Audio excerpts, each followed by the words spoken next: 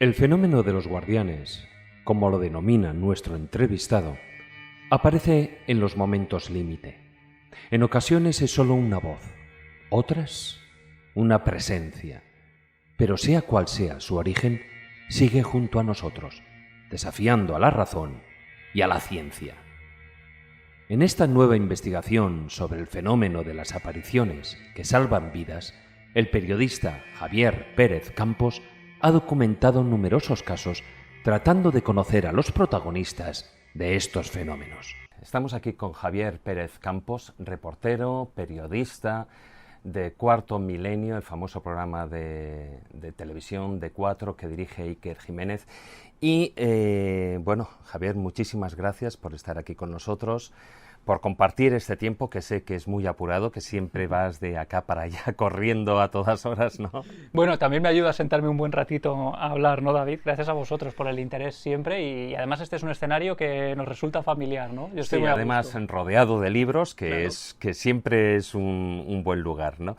Bueno, empezaste una línea de investigación y de trabajos con los ecos de la tragedia, los otros y ahora los guardianes, ¿no? Parece como que te has centrado mucho en este fenómeno dentro del terreno de investigación. ¿Por qué? Bueno, es un fenómeno que a mí siempre me ha interesado, ¿no? Lo que tiene que ver con lo trascendente, con las grandes preguntas en el fondo, que ¿dónde vamos cuando morimos? Si estamos acompañados, si hay alguna manera de que desde el otro lado puedan interceder y darnos señales, e incluso si ese otro lado en realidad tiene más que ver con nosotros mismos, con nuestra mente y con el enigma del cerebro, ¿no? Y si el cerebro en el fondo en ocasiones es capaz de lanzarnos señales que a nosotros nos aturden y nos hacen interpretar ese tipo de cosas como algo sobrenatural. Yo no soy capaz de encontrar respuestas y yo creo que lo honesto es pues que en el fondo en todos mis trabajos también está la duda, ¿no? Y de alguna manera es algo pues también como un factor común.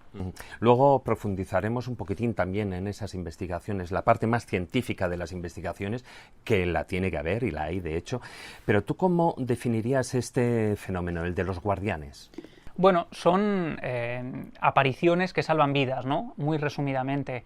Digamos, el grueso de la cuestión lo encuentro cuando, indagando sobre el origen del fenómeno, cuando se empiezan a recoger este tipo de apariciones, este tipo de sucesos, te das cuenta de que ocurre hace miles de años, ¿no? Ya hay crónicas que hablan de este tipo de encuentros con muertos agradecidos, por ejemplo, que vienen del otro lado para advertir de algo que está por ocurrir. Y es un fenómeno que se produce todavía hoy. Yo en el libro entrevisto, bueno, pues a decenas de personas que en todo tipo de situaciones, sobre todo cuando ya están muy cerca de la muerte, bien sea alpinistas perdidos en la montaña, gente incluso en medio de un atentado como el de las Torres Gemelas, por ejemplo, de repente o bien observan una figura que aparece ante ellos y les da una serie de indicaciones, o a veces es una voz, David, una voz que es muy clara, una voz rotunda, que le da también unas indicaciones o que en ocasiones directamente alienta al testigo a salir adelante, ¿no? Y desde luego me ha impresionado mucho no solo la investigación de 2 años, que es lo que he estado trabajando en este libro, sino todo lo que ha venido después. A raíz de publicarlo, de pronto hemos recibido un aluvión de casos de gente que ha vivido cosas similares, ¿no? Y que ahora te puedo contar. Bueno, luego hablaremos de los diferentes casos que se han producido en la montaña, como tú decías, casos que se han producido en el tema de los 11S o incluso también en casos de guerras, que pones alguno en el libro, ¿no? Pero las personas que han sufrido, por ejemplo, es un caso parecido, unas personas que han sufrido una experiencia cercana a la muerte, cambia, tras tener ese suceso, cambia su percepción de la vida, la importancia de las cosas, el miedo a la muerte, etcétera, ¿no?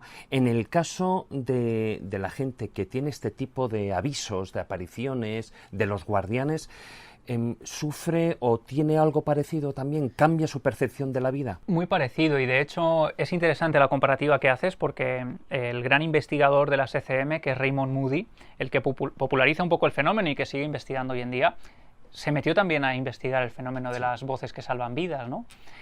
Y los testigos, el denominador común es que ellos se dan cuenta de que han tenido una segunda oportunidad. Y no es una segunda oportunidad como otra cualquiera, es decir, no es sobrevivir a un accidente o sobrevivir a un despiste en ocasiones que puede resultar fatal, sino que ha habido algo que ha intercedido en un momento dado y les ha permitido seguir con vida, ¿no? Cuando ha sido una voz que les ha alentado, una voz que les ha guiado, o en el caso de Ron Di Francesco, que ahora hablaremos, ¿no? Bueno, son casos en los que hay algo más, ¿no? Algo que incluso llega a atormentar al testigo. Algunos testigos, de hecho, lo toman como: si alguien me ha elegido a mí y no ha decidido salvar a mi compañero que estaba al lado y que quizá lo merecía tanto o más que yo, ¿por qué? Claro, ahí está la eterna pregunta: ¿por qué yo, no? Exacto. Y esa pregunta a veces atormenta a los testigos, y 18 años después de estar mirando a la muerte muy de cerca, sigue atormentándoles antes de dormir, ¿no? O, por ejemplo, la sensación también en muchas ocasiones es: me han dado una segunda oportunidad, yo tengo que devolver lo que se me ha dado. Y muchas de estas personas terminan formando parte de organizaciones de ayuda humanitaria, por ejemplo, o incluso dicen: voy a dejar un poco de lado el trabajo que me obsesiona y que dedico demasiadas horas al día y me voy a volcar en mi familia, que con toda generosidad me ha ayudado a recomponerme, ¿no? No solo las heridas, porque en muchos de estos casos podemos pensar: sí, bueno, los guardianes han intercedido y les han ayudado, pero la gente acaba en ocasiones muy mal herida, ¿no? Y tienen que vivir rehabilitaciones durísimas durante años. Y viven con generosidad, bueno, la generosidad, digamos, de su entorno, ¿no? De los amigos, de la familia, de los vecinos en ocasiones, que les ayudan. Y de alguna manera, y esto es muy bonito, se produce una simbiosis ahí entre los guardianes un poco sobrenaturales que uno no sabe cómo interpretar y los guardianes de carne y hueso, de los que yo también hablo en el libro, que en el fondo podemos ser cualquiera de nosotros. Claro.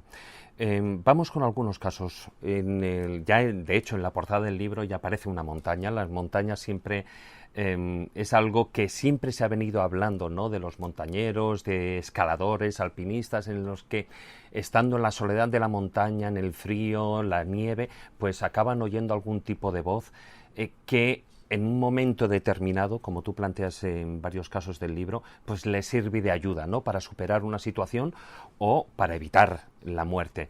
Ahí, de los casos que tú comentas en el libro, ¿con cuál te quedarías?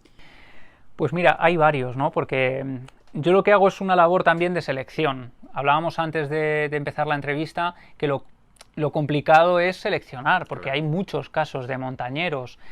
Yo hablo de uno, por ejemplo, que es el de Isabel Suppé. Ella es una alpinista que, escalando el Condoriri en Bolivia, de pronto sufre un accidente terrible junto a su compañero Peter Cornelius y sufren una caída de 400 metros, ¿no?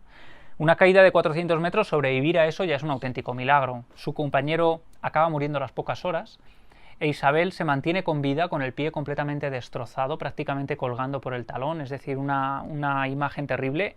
Y ella relata cómo la primera noche, cuando está a punto de desfallecer, de dormir, y sabiendo ya lo que implica dormir en un lugar como ese, ¿no? En una montaña helada, con unos dolores terribles, con un agotamiento brutal.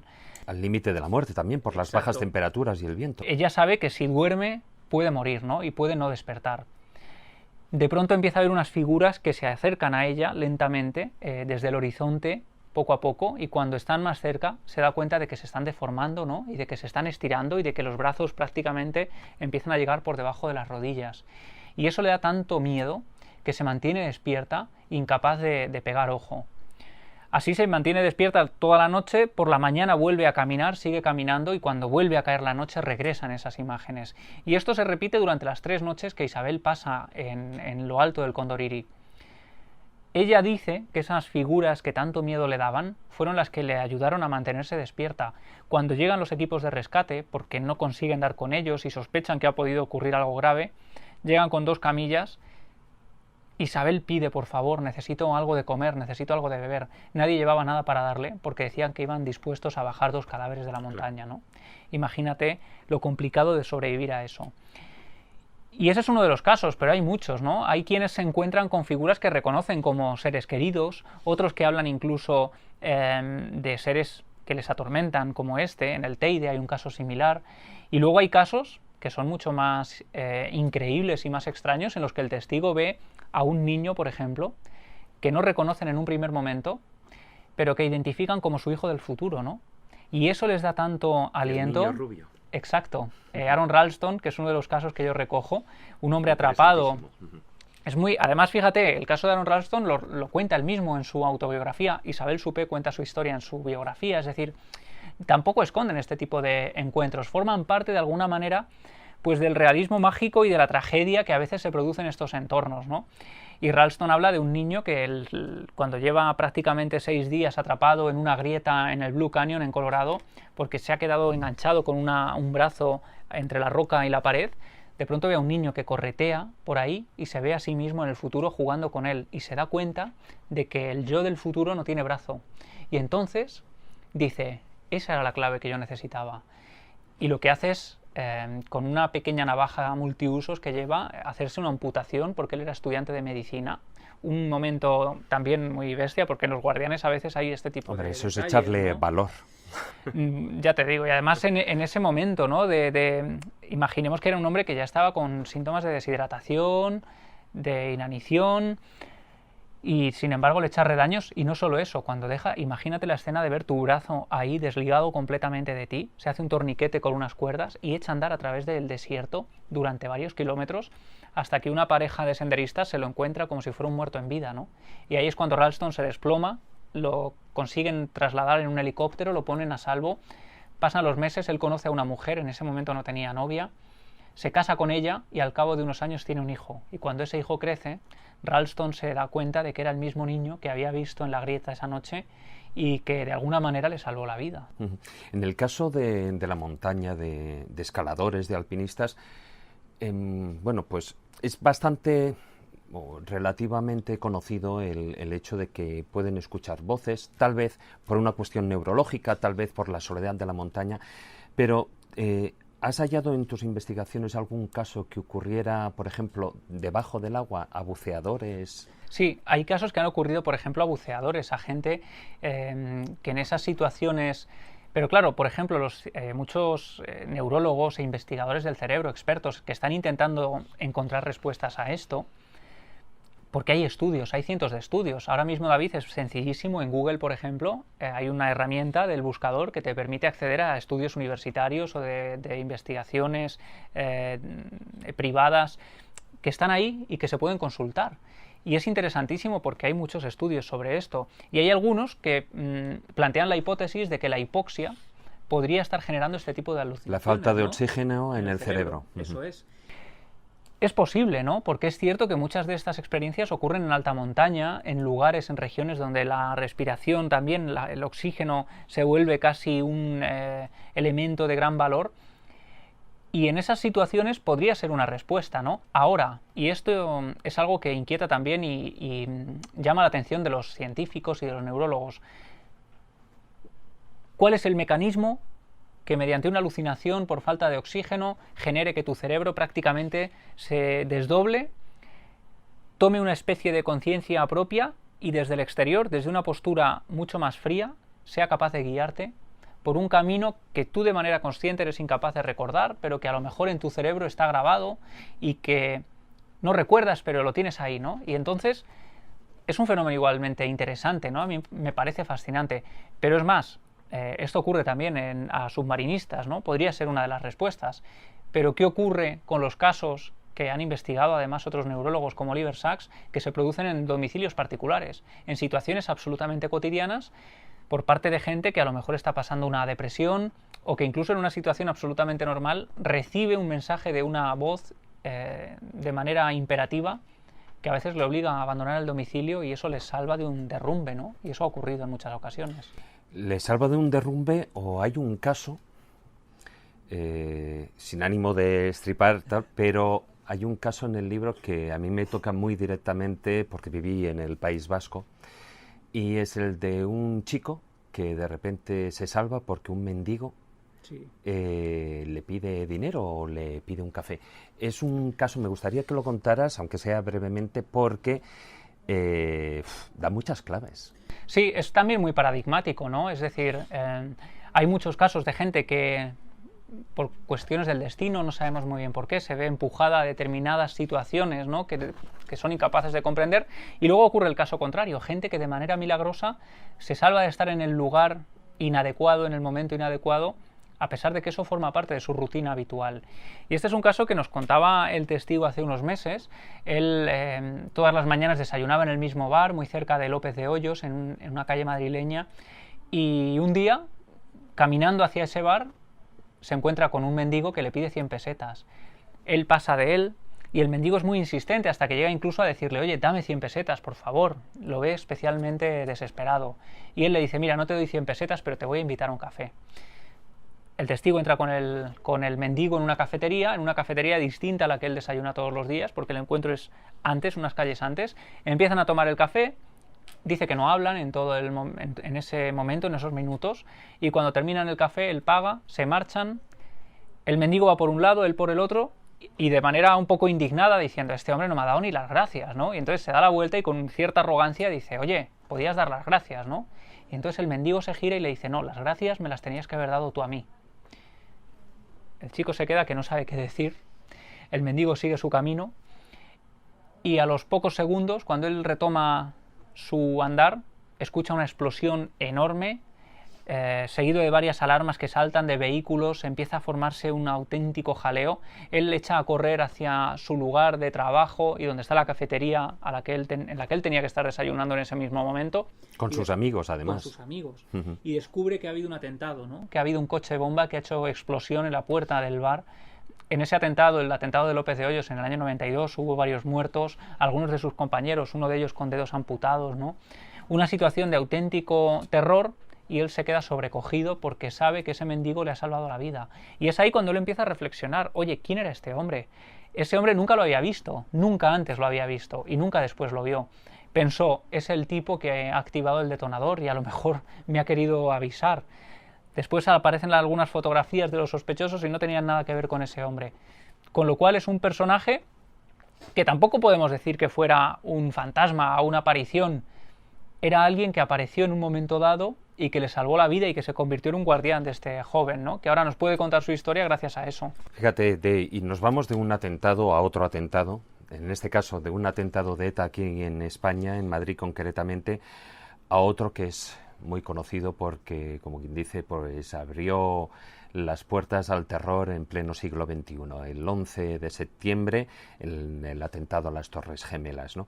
Ahí tú planteas dos casos, uno es el de uno de los porteros que está en el edificio, que ese día, bueno, pues por cualquier, no sabe ni por qué razón, pero se retrasa a su lugar de trabajo y ¿cuál es su sorpresa? Bueno, que pasa, lo que todos sabemos, desgraciadamente, y él no sabe cómo tomárselo, si es como una clave, alguien le ha salvado, pero él a partir de ahí sí que se convierte en el guardián de otras personas. Sí, porque fíjate, además su caso es curioso, él siempre estaba puntual allí, era uno de los conserjes, tenía las llaves, tenía que abrir algunas zonas concretas de las torres, sobre todo de los sótanos, y cuando llega allí se encuentra con que ya se ha producido el impacto de la torre.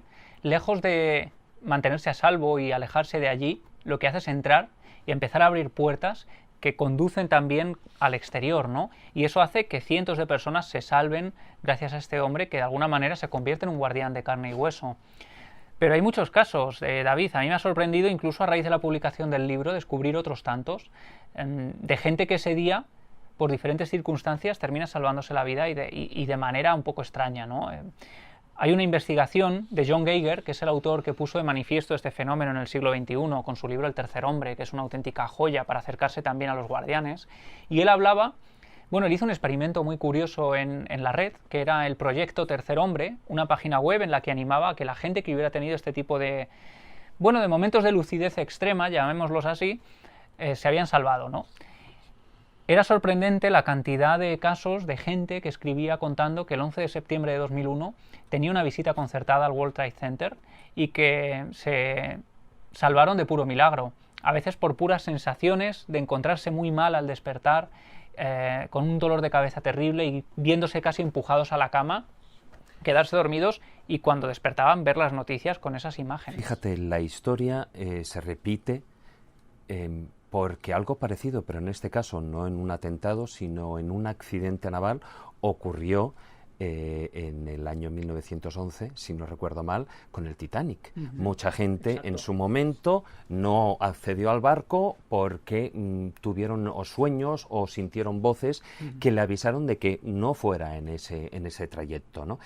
Pero bueno, ahí hay, dentro de toda la investigación, hay un hilo conductor, sí, a lo largo del libro, que es el caso de Ron Di Francesco, el que, bueno, pues es el último hombre en abandonar la Torre Sur, si no me equivoco, de las dos torres del 11S, y el que, bueno, el caso cuanto menos es increíble, porque atravesó en su intento de salvarse la vida, pues esa voz, lo que fuera, le ayudó a atravesar la zona, precisamente las plantas en las que había la zona del impacto del avión. Sí, sí. El caso de Ron, además, fíjate, es muy interesante porque, de alguna manera, como tú dices, es el hilo conductor del relato, ¿no? No solo son relatos independientes, sino que en el trasfondo es mi obsesión por localizar a este hombre. Yo recordé su historia precisamente estando en el memorial del 11 de septiembre, en un viaje hace 3 años, y dije, tengo que dar con él.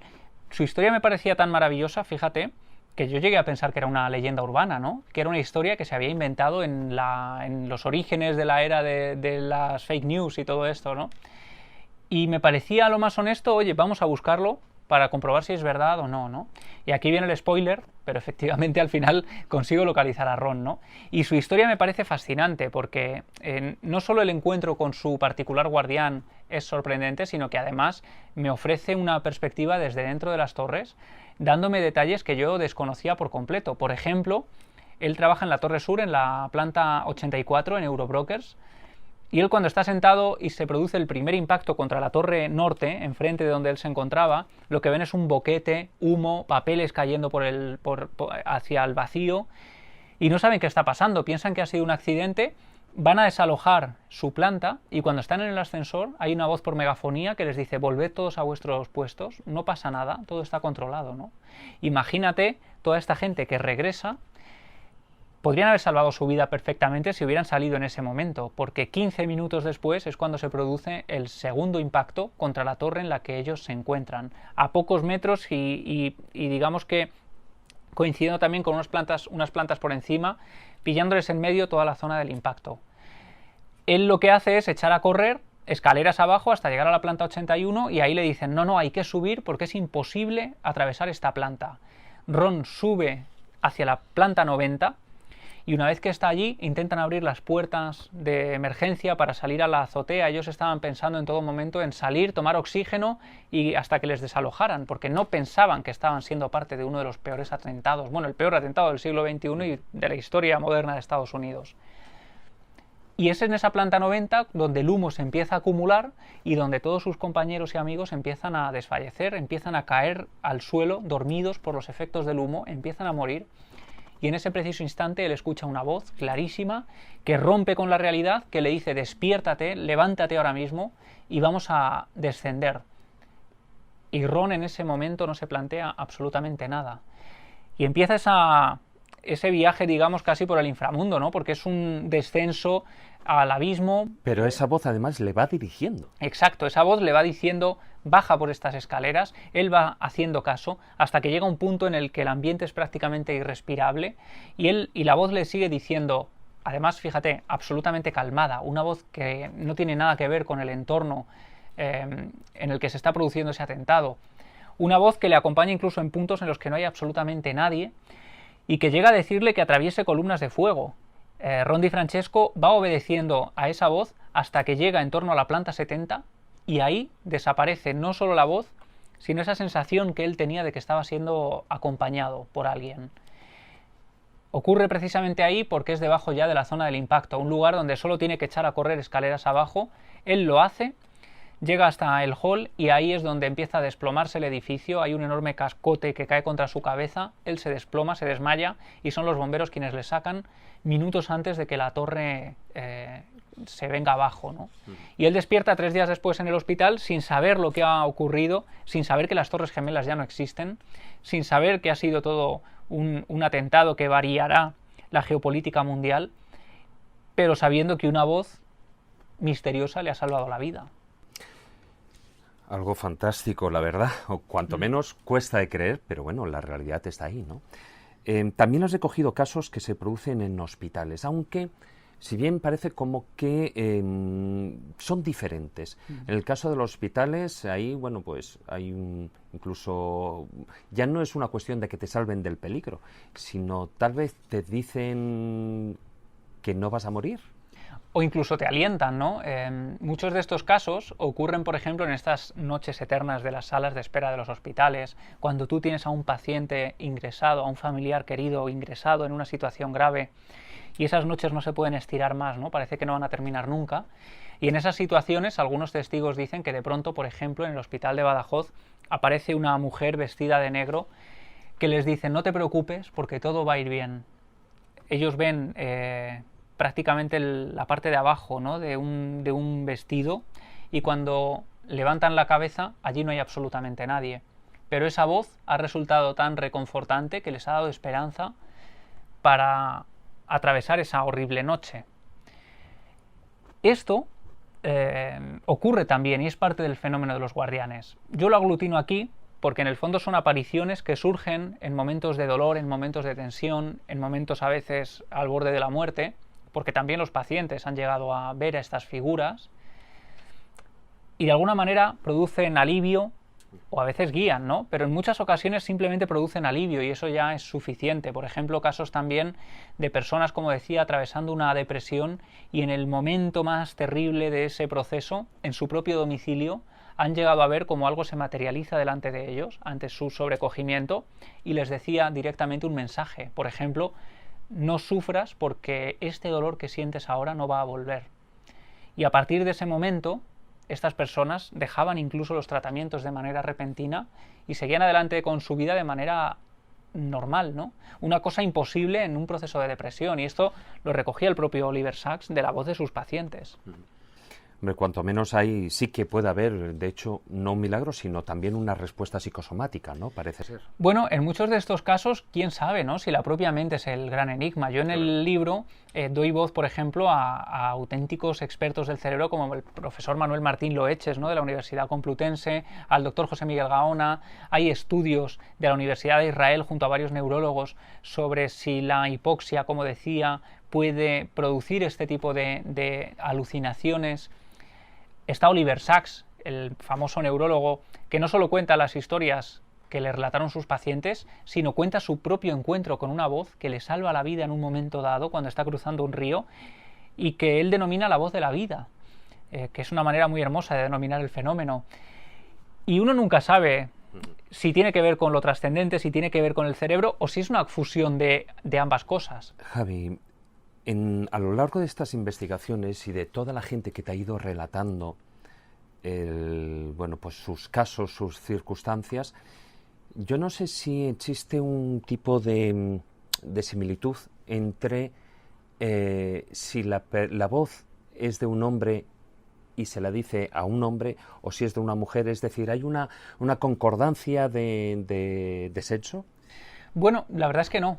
Es decir, existen todo tipo de procesos en este fenómeno. Lo que sí que suelen coincidir, lo que sí coinciden habitualmente, es que son voces muy calmadas, pero a la vez muy rotundas y a las que es imposible desobedecer. Uno prácticamente sigue sus indicaciones por instinto, como si hubiera algo inconsciente que ya está aceptando que esa es la única tabla de salvación y que esa es la única manera de seguir adelante. Y estas voces a veces son impersonales, pero en muchas ocasiones, por ejemplo, hay un caso de una niña en Estados Unidos que se queda atrapada en una zona de drenaje de aguas y escucha la voz de su madre, que había fallecido unos años atrás, víctima de un cáncer que devastó a la familia también, ¿no?, y que les dejó a todos destrozados.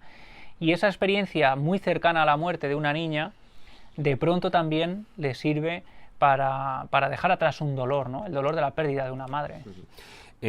También este tipo de fenómeno es independiente de las creencias religiosas que tenga cada personaje. Mira, el caso de Ron DiFrancesco, por ejemplo, es paradigmático. Él era un broker, su vida en los números, las matemáticas, no estaba nada pegado a las creencias religiosas y, sin embargo, ahí ocurre algo que le resulta transformador y que, de alguna manera, bueno, él dice: Yo tenía mis creencias particulares, pero tampoco les hacía demasiado caso, como puede ocurrir en muchos casos, ¿no? En muchas situaciones.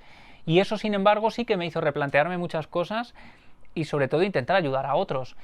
Hay gente que cree de verdad y también amolda la visión o la experiencia a su sistema de creencias, y eso es muy habitual. De hecho, en el fondo, el ángel de la guarda, por ejemplo, es una manera de que, bueno, de la religión, del cristianismo, de encorsetar este tipo de figuras en el sistema de creencias, y esto ocurre a lo largo de toda la historia. Ocurre con el fenómeno ovni, con las apariciones Exacto. marianas, Claro. dependiendo del entorno sociocultural, uno da una explicación u otra al Bueno, respecto, ¿sabes? ¿no? El caso de Antonia Tamayo, ¿no? La niña perdida en la Sierra de Albacete, que ve una mujer muy hermosa y de pronto tiene que ser la patrona del pueblo, ¿no? Tiene que ser la Virgen. Y en muchos de estos casos, o en Rojales, o en situaciones similares, los padres llevan a los niños a la ermita y ya han contaminado, digamos, la experiencia, ¿no? Y ya todo eso, con el paso de los años, se termina contando como un milagro de la Virgen que apareció allí. Pero, ¿qué ocurría allí antes de las apariciones de la Virgen? ¿Tú has tenido alguna vez una experiencia de este tipo? No, por fortuna. Digo por fortuna porque estos encuentros suelen producirse en situaciones límite. Pero, por ejemplo, yo sí que he tenido situaciones de estar perdido en el bosque. Yo he llegado a perderme en el bosque durante una hora. Y sí he sido consciente de cómo cambia absolutamente todo en el organismo, ¿no? Ahí se producen unos cambios. Recuerdo, por ejemplo, que se me puso toda la piel de gallina, la sensibilidad a flor de piel, escuchas todo con mayor intensidad. Es un estado de alerta que no he vuelto a sentir nunca, solo ocurrió ahí. Y eso es lo que me hace plantearme si este tipo de fenómenos tiene que ver con nosotros, o si quizá en ese estado de alerta somos capaces de percibir otras cosas que en una situación normal somos incapaces. Y eso explicaría también por qué hay personas que los ven y que son ayudadas y otras que no. ¿Tenemos todos guardianes? A lo mejor todos los tenemos o todos somos capaces de percibirlo, pero la percepción o cómo uno gestiona ese estado de alerta es diferente y de alguna manera nos corta, nos cohíbe la conexión, no lo sabemos. Para ti, como Javier, ¿qué son? ¿Qué crees que son? Mira, yo tuve una experiencia impactante, ¿no?, con la muerte de un ser querido, y yo ahí tuve la sensación de que si existe la energía no puede ser nada malo, ni puede ser nada negativo, ni puede ser nada dañino que venga a darnos miedo o que sea algo oscuro. Yo creo que esa energía tiene que transformarse en algo bueno y seguramente nos ayude. Y también nos ayuda en el proceso de duelo y a recomponer una situación devastadora como es la muerte de alguien joven, ¿no? Yo creo que esas energías buenas están ahí, y yo creo que quizá no todos estemos preparados tampoco para percibirlas. Por lo tanto, para ti esa explicación vendría de fuera y no de dentro. Para mí, yo tengo mi particular sistema. Martín Loeches no estaría de acuerdo contigo. Martín Loeches me daría con un buen martillo si le contara todo esto. Y Manuel Martín Loeches aparece en el libro sí. con una perspectiva absolutamente, bueno, muy científica, muy empírica y todo muy bien explicado, ¿no?, dentro de lo razonable, y es importante que esté ahí. Y yo quiero que ahí estén todas las explicaciones, y esto lo cuento un poco porque estamos en confianza, ¿no? Pero yo creo que la mente también juega un papel fundamental. Yo estoy convencido de que la mente es imprescindible en este tipo de fenómenos. El cerebro, me decía el doctor Gaona, y me parece maravilloso, el cerebro es un órgano que está encerrado en una caja de calcio y que interpreta unas señales que nos llegan a través de 5 sentidos. Pero ¿quién sabe si existen señales que no sabemos interpretar? Claro. Hombre, de hecho, con él hicisteis un experimento con ese casco de Dios, en el que lo que se pretende es generar, entre comillas, generar fantasmas, es decir, generar la sensación de una presencia, de una identidad, pues que esté a tu alrededor, ¿no? ¿Cómo viviste esa experiencia? Pues mira, con mucho dolor de cabeza después, esto lo he hablado con Carmen Porter, que le decía, es verdad que te fríe el cerebro. Y sobre todo el momento en concreto, porque además no lo hicimos en un lugar cualquiera, era un sitio, la Facultad de Filosofía y Letras de la Universidad de Córdoba, un edificio con mucha historia, con mucha carga de misterio también, y en uno de los pasillos más remotos, más alejados, en absoluta oscuridad, el doctor Gaona me dejó ahí con ese casco de Dios, que en el fondo son unos electrodos que se colocan en la cabeza, un montón de cables conectados a un ordenador, que a través de un sistema informático va generando impulsos que se transmiten al cerebro, y la hipótesis es que estimulando diferentes áreas del cerebro pues podríamos estar generando la sensación de aparición. Y sí que hay un momento durante la experiencia en la que yo tengo la impresión de que tengo a alguien aquí detrás a mi espalda, en el lado derecho, clarísimo, como cuando alguien te está mirando fijamente por la espalda, ¿no? Claro, pero ahí cómo identificar si es producto de los cables o es que si realmente hay alguien, o es como cuando te están mirando en la cola del cine, ¿no? Claro, cuando te están claro. mirando a la nuca. Ahí lo interesante es eso, el planteamiento del doctor Gaona es, bueno, todo esto tiene que ver con el cerebro y con determinadas zonas que se estimulan en momentos concretos. Para él fue interesante mi descripción, porque además el que yo la percibiera precisamente a mi lado derecho, para él tenía que ver con que los diestros y por el desarrollo como lo tenemos en el cerebro, ese tipo de manifestaciones o de percepciones, mejor dicho, se producen a la espalda en este lado, ¿no? Y luego eso a mí me ha servido también pues para preguntar, oye, en algunos de estos casos, ¿de dónde venían las órdenes? ¿Tú por dónde dirías que...? Y en muchos casos ocurría y se repetía ese patrón. Por eso es muy difícil llegar a una hipótesis. Y por eso también, precisamente, David, no me creo nada cuando algunos te vienen hablando en nombre de la ciencia sin tener ni puñetera idea de ciencia y te dicen, es que esto es una alucinación. Y con eso han resuelto un enigma, Zanjarlo, ¿no? claro, en el que resulta que los científicos están entrando incluso en debate, ¿no? No, en cuanto a que la ciencia siempre duda. Claro. Pero duda gracias al experimento, gracias a escuchar, gracias a investigar, ¿no? Y entonces ahí te das cuenta de... Bueno, yo quiero rodearme de estos científicos, de verdad, e incluso el propio Manuel Martín Loeches, que es muy contundente, muy rotundo y que a veces te quita la magia de todo, pero a mí me parece maravilloso porque lo hace sabiendo desde dentro y lo hace explicando y dando buenas hipótesis, y a mí eso me parece interesantísimo.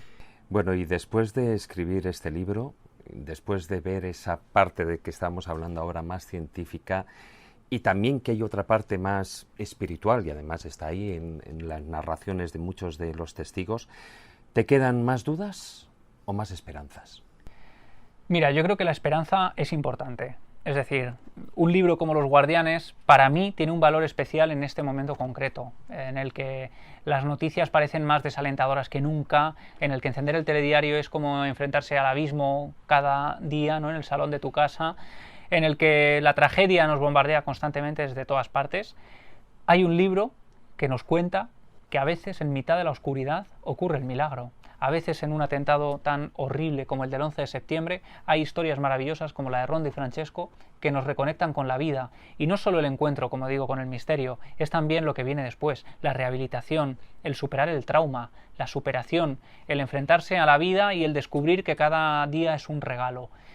Yo tengo muchas dudas todavía, no es un libro de respuestas, pero yo creo que también es bonito tener nuevas dudas, no mantenerse siempre en las mismas. Y es un viaje hacia la luz, ¿no? Hacia la luz y hacia la incógnita. El hacer preguntas hace seguir adelante. Para mí es el mejor motor. Yo creo que para todos los que estamos aquí, sin duda. Pues muchísimas gracias. Oye, un lujo, un placer.